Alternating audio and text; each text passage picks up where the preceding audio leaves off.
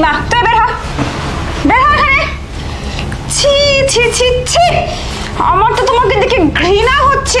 তোমার রুচি এতটা নিচে নেমে গেছে, আমি তো ভাবতেই পারতেছি না। তুমি আমার সাথে প্রতারণা করছো, আমাকে ঠকাইছো।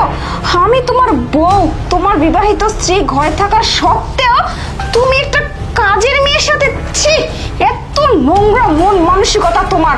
হ্যাঁ, আমি যেখানে ইনস্ট্যান্ট আসি সেখানে তুমি একটা কাজের মেয়েকে নিয়ে ওয়াশরুমের ভিতরে কি নষ্টামো করতেছে এগুলা।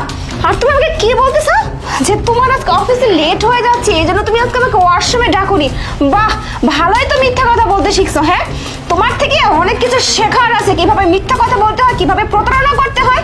শোনো আরিফ, আমি তোমাকে ভালোবেসে বিয়ে করেছিলাম, কিন্তু তুমি আমার ভালোবাসার দাম এইভাবে দিলে। তোমার এ ধরনের কাজ আমি কিছু